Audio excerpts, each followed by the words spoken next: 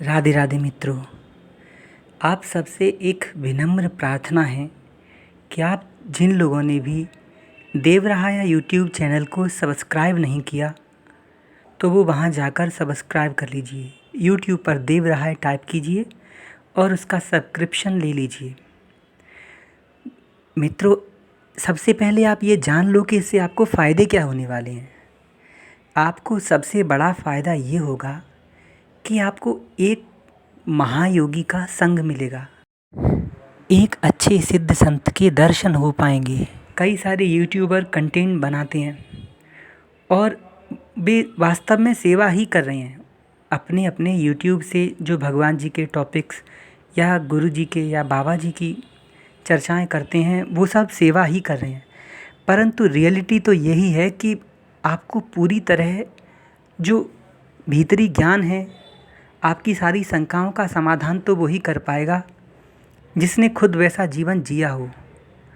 मैं भी या फिर और कोई भी, हम सब लोग बाबा की कथा तो कह सकते हैं, परंतु गहराइयों से बाबा को विस्तार से नहीं बता सकते आपको।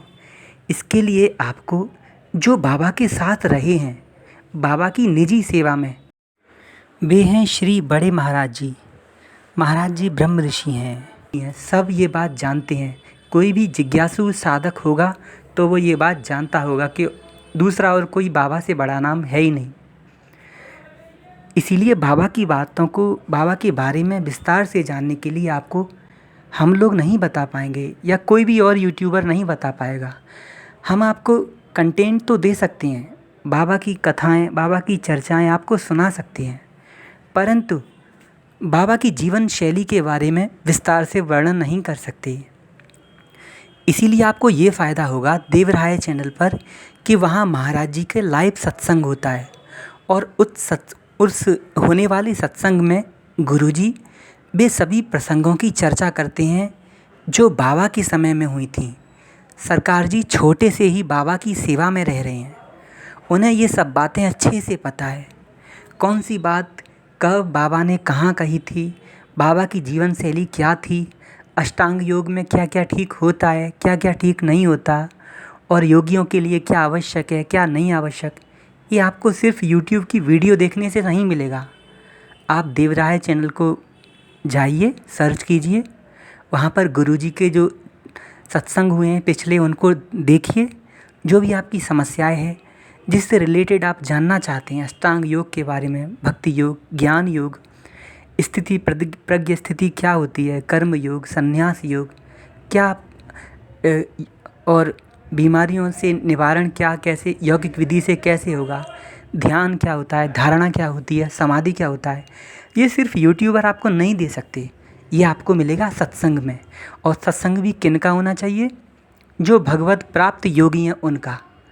अब सब तो जानते नहीं कि भगवत प्राप्त योगी कौन से हैं, तो सीधी बात है, इतना तो जानते होंगे कि यूट्यूब में या फिर गूगल में जाके भारत के ग्रेट संतों का, यानी ग्रेट संत टाइप कीजिए, विकिपीडिया पर खुलकर आ जाएगा, और फिर उनके बारे में समझिए।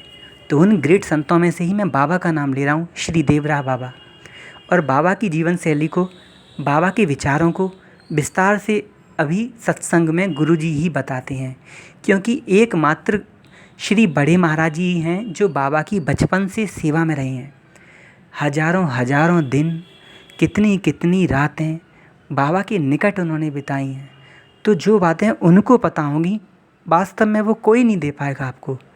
मैं तो 1% भी नहीं बता पाऊँगा, क्योंकि हम सब बाबा की चर्चा, उनका प्रसंग स्मरण तो कर लेते हैं, लेकिन हमने बाबा को इतनी निकटता से या किसी ने कहाँ देखा है। तो उसके लिए आप जाइए देवराय चैनल पर, सब्सक्राइब कर लीजिए। अब और उससे फ़ायदे क्या होंगे? सत्संग से आपको फ़ायदा ये होगा, क्योंकि गुरुजी भी सिद्ध योगी हैं। अगर आप योग पर ध्यान देंगे तो आपका दिमाग ठीक होगा, एंजाइटी नहीं होगी। एंजाइटी मतलब होता है भूलना। डिप्रेशन में नहीं जाएंगे आप इस अव्यवस्थित दुनिया से हटकर व्यवस्थित होने लगेंगे।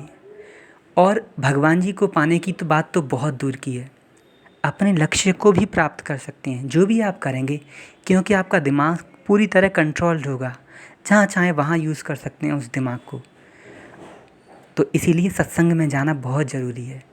भगवान की प्राप्ति भी तभी हो पाएगी जब मनुष्य का दिमाग स्थिर हो।